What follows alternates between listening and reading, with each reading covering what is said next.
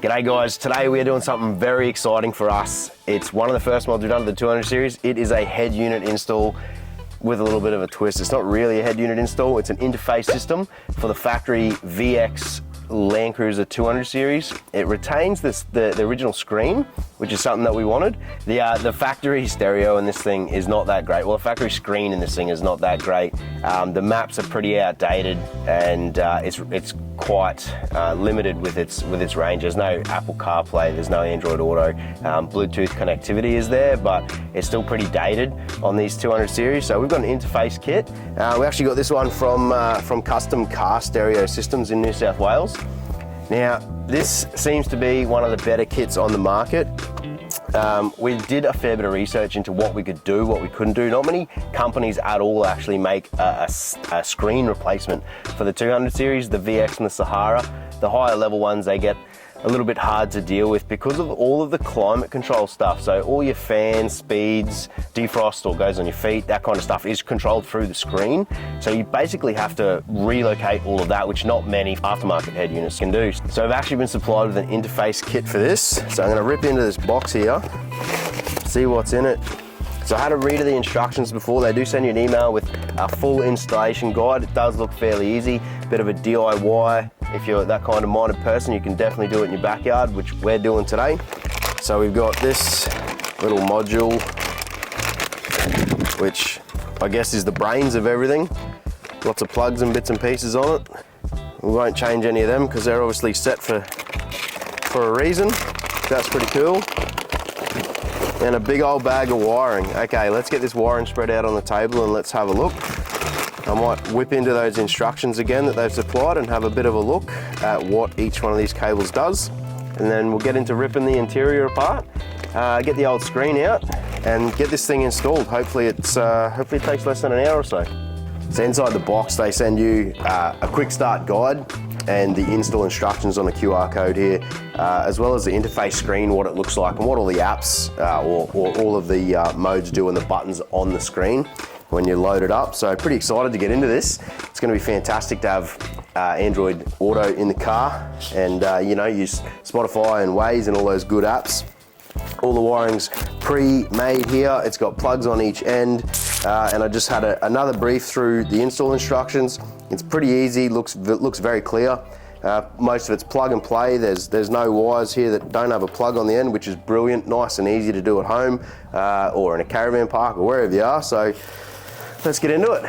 All right, so I don't have all the perfect tools here. I don't have trim clip removers or anything like that. So got myself some tape. I'm gonna tape up most of the dash where I'll be levering or trying to pry the vents and the screen stuff out just to protect the padding. It's nice soft padding in the 200 series. Little ruler, I think that'll help me just kind of slide underneath the trims and lever them out. Really small flat blade screwdriver. 10mm socket, I know there's some screws in there and obviously a screwdriver for that. So hopefully with these limited tools, we can get this out, swap it over, put the interface in and get it all back together and working and enjoy it. So I've just disconnected the vehicle battery before we start, just so nothing happens to the electrical system. First thing I'm gonna do is start pulling the panels off, following the instructions. There's a couple of pieces on the side that need to be pulled off, and then we can access these knee panels, I guess, the nice soft pads with your engine stop-start button on it. All right, so there's a little bolt at the top here on each side you gotta undo. That'll allow you to take this cover plate here off, same as the other side. Then we can get the fascia panels out. These panels actually come off on a 45-degree angle, kind of back towards these rear pillars here. So the driver's side, should be able to pull it out and rearward.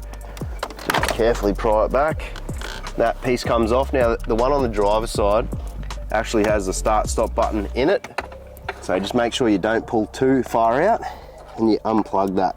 So the next step is we're going to take the front fascia panel off in front of the gear stick. So there's a little shift lock. Because we've disconnected the battery, you can't actually move this gear lever. So you've got to pull this little bit of plastic here out. And then if you push this piece down underneath it, you can actually release the gear lever. And you want to pull that all the way back down. And then probably I'm just going to take the gear stick or the gear knob off as well, just to make it nice and easy so that when we pull this silver piece out, nothing's in the way. So I'm going to tape up the bottom of the console here, tape up this area so when I pull it out I don't scratch any of this surface up. While I'm going with the tape, I'm going to tape around the air vents because we've got to pull the air vents out on either side. And we've also got to pop this top cover off, which is where the speaker goes. So I'm going to pull that off, tape up all the dash so I don't damage anything around here as I get this out. All right, I'm going to start with the passenger side. Try and get this in under here. That way if I damage it, only the passenger has to look at it, and not me. This ruler might be bending a bit too much. Might need to rethink that. Here's a little screwdriver. Okay, we've got the top out. Relocating to the bottom. Get underneath there. Get the ruler under. Oh yeah, work it out, work it out. There we go, it looks like it's coming out now. Hey, magic. All right, 1 out of 2, and we didn't damage anything. We're on a roll. All right, same thing at the top. Oh, even better. Came out for us. Okay, one more, and then we can unbolt the screen. Feel like I'm doing surgery here. Scalpel. Oh, please don't damage anything.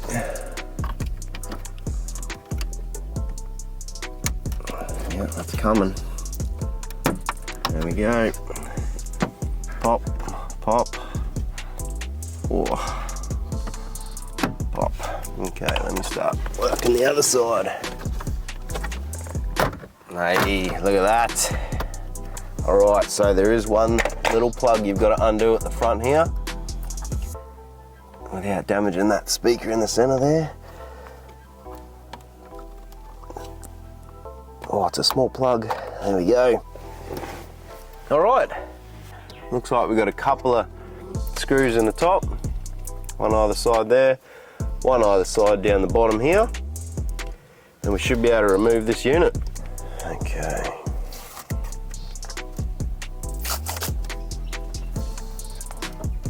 Come on, baby. Try not to push on the screen. There we go. Just like that. Oh, not too many wires. 4 plugs. All right. Now we don't need to worry about labeling any of these because everything should be plug and play on the new loom. Let's see if it works. One of my little yellow clips fell off and it's gone forever. So we won't worry about that when we put it back together.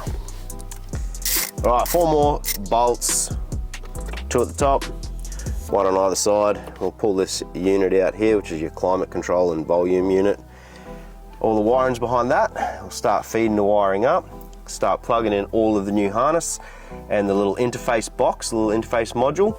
That'll get mounted in the back behind the head unit, or behind the original screen. And hopefully we can just put it all back together. Nice easy one. Make sure that little start-stop wire's out of the way. Oh yeah, I like it when things work. Ah, here's all the wiring. Didn't seem like, oh, there's my yellow clip. Yeah, boy. Not gone forever. We'll put that one back in. Okay, these little plugs are the tricky ones. So these are similar to ECUs and things. They've got like a locking mechanism in them, and usually you've got to push or pry this part up and it will actually release that unit. So I think on this one, yep, there's a little tab there. Push the little tab in and then that lifts up. It's like a cam lock. As you pull that up, the plug itself comes out. There you go. So when you put it back in, you've got to make sure that that grey plug, or the grey part of the plug, is up so that you can reinsert it, and then when you push that down, it locks it in. The plug won't actually go in if you try and push it down while it's out of the unit. All right, let's unplug everything. Lots of plugs.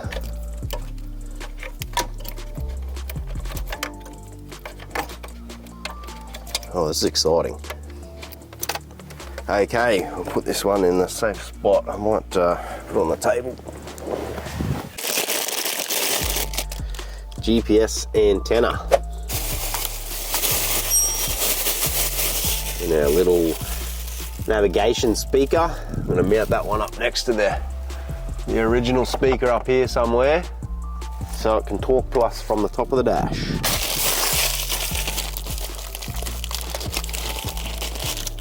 Alrighty.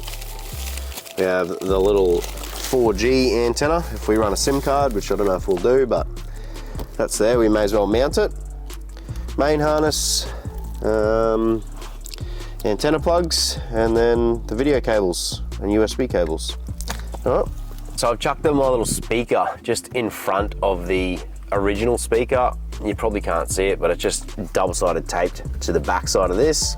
We've got the GPS antenna up the top there, and then I've just put the little signal for the SIM card if we ever run 4G. That's up there. So they're all in and mounted now. Got to chuck the harness in. It's pretty simple. We've got the main harness here, which is plug and play to most of it. So this section will plug in and lock down like it did coming out of the control panel, and then this goes back into the control panel. So it's just like a jumper strip. The wiring comes out of that. We then plug a few other bits and pieces in. We've got this plug here, which is another jumper. So it goes into this end, and then that and this plug will go back into the original unit, along with the smaller plugs. There's one more you got to do here, which is this green. That's another jumper. So that plugs into there. All the original plugs will go back into the control panel, including the 3 jumpers that we've just put in. We'll run the wiring up and behind to the control, the little interface box, and that's where we plug in these wires that come off the jumpers. So all of these ends will plug into the interface, as well as these wires from the speaker and the GPS antennas. So I'll go ahead and do that and show you guys what it looks like. So I'm just running the wire for the interface module up to the top, get that out of the way, and then we do have this other little section here, which is for the USB, the 4G SIM card, video signals in, and a microphone. So I'm going to wire that in, plug it all in actually, and then I'm going to feed it down this side and out into the glove box, so we can get to these if we ever need to.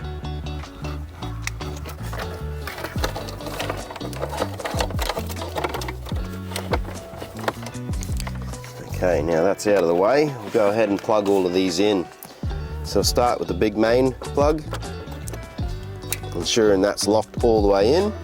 And then we've got our secondary jumper. Where did that come from? Up here, by the looks of it. Then we just match up all of the plugs that came out. All the original plugs will go back in here. If I get them in the right spot.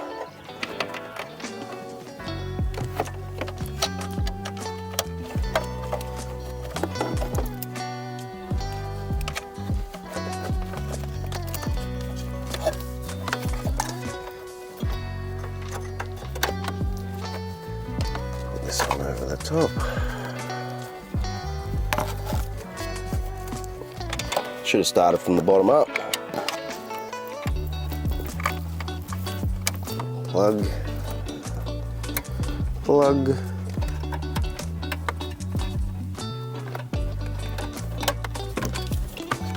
Okay. So I've got one more. I'm just going to feed all the rest of these wires up and out of the way before I put this unit back in. Okay.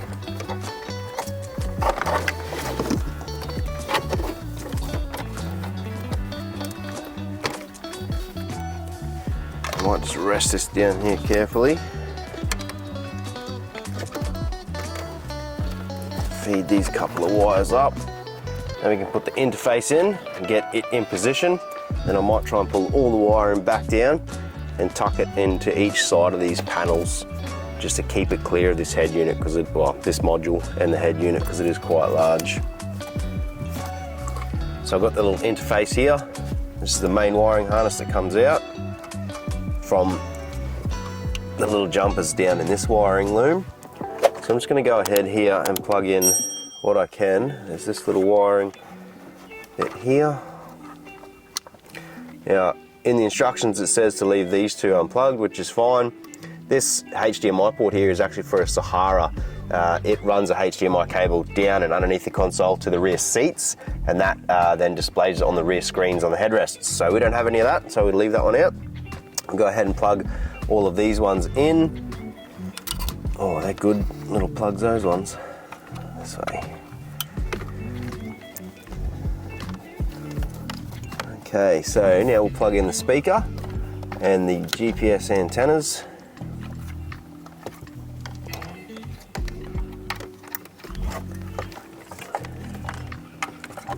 That's the last one there.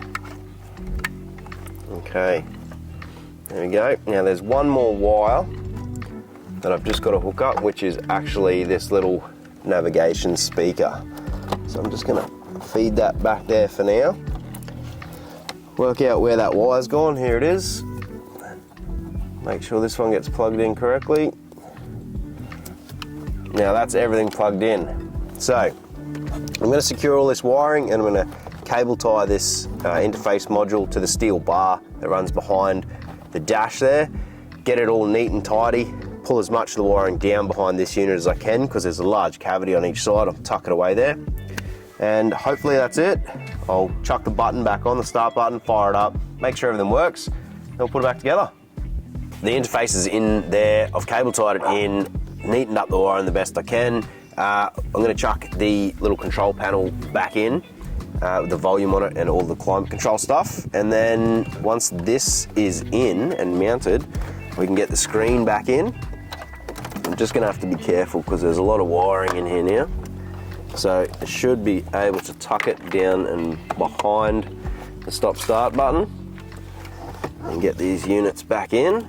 Now they should clip into place without you having to hold them there or force them in or use the screws to pull them in. So that's it, clipped into place. It's not moving. You can see the metal is flush on the plastic there, so you're not forcing anything, you're not squashing any of that wiring, nothing like that. So that's all looking good. Let's go ahead and chuck the screen in and then fire it up and see if it works. Oh, don't forget me little yellow clip. Pull that back on there. Okay. Plug all the factory plugs back in. Try not to touch the screen.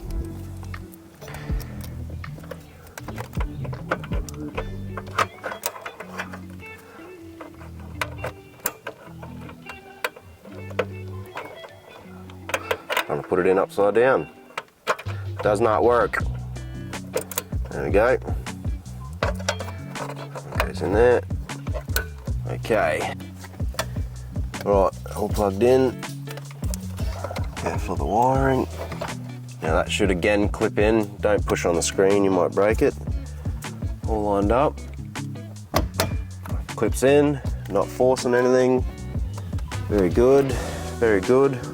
Okay, so battery's connected. I'm going to throw the stop button back in. If I can plug it in. There we go. Oh, hang on. There we go. Try again. We have power. That's a good sign.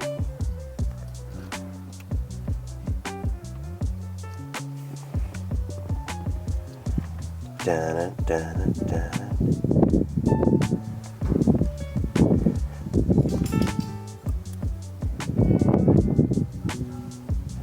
Okay, look at that. There we go. It's obviously hooked up and working. Please wait for wireless phone in car to be ready and turn on the phone's Bluetooth. All right, I guess we pair our phones up and start playing with it. Yeah, good. I'm excited. So just putting it all back together. Put it back together the way it came out. This piece down the bottom just clips in. 2 air vents clip in. We've got our top speaker cover. Don't forget to plug in our little light at the top. There we go. Make sure it's all lined up. They're all in the holes. Boom. Okay, side panels back on. And then we're good. Oh, don't forget the little key thingy either. Mint. I believe you press and hold home for a couple of seconds and it does nothing. There we go. So I think we have to hook our phone up first. So you can swap between the original screen by pressing holding home or pressing original. We've got navigation, that'll link to TomTom or HEMA Maps or anything. If you can also purchase that with this little unit to run HEMA Maps on here, so that's very cool. You can use apps like Waze, things like that. This is your little apps selection, so you can have multiple apps open actually, and you just press this and it kind of brings you in and out of the apps that you've got open, and you want to clear them, I guess, when you're not using them. Music, that'll do all your streaming, anything on there. It'll also do Spotify, YouTube Music, that kind of thing, which is pretty damn cool. But the biggest thing I want to do is use the apps on this. So, you know, you got YouTube, you got KO, you got Wikicamps, you got Google Play Store, you got your HEMA there, Netflix, normal maps, Google Maps, Spotify, TomTom, OBD check engine. You can actually get a little OBD2 plug that plugs into the port underneath the dash, and it shows you, your revs and your transmission temperature and your engine coolant temperature and a bunch of different parameters there, which I think is very cool. And yeah, there's a bunch of different Explorer apps, Disney, all the stuff you could use on your phone, you can use on here. So big upgrade to the factory unit. We're gonna get our phones hooked up and have a little bit of a play with this. So had our phones hooked up for about a week now using this interface system. Absolutely love it. It's a huge upgrade over the standard platform that they come out with. Love the fact that it runs wireless is a huge thing. Wireless for me, I hate cables and stuff, hooking your phone up and whatnot. All the steering controls work, the factory rotary dial, volume, that works. It actually interfaces really well. It's really easy to use. It hooks up pretty quick to your phone when you jump in the car, start driving. Absolutely love it. There's heaps of apps on there that I'm using at the moment. It's a pretty good bit of kit. So that's pretty much the head unit install wrapped up. But we do have a bunch of parts that have just arrived for the performance side of things. So stay tuned for the next video. We'll have that coming out soon as we install all performance stuff to the 200 series.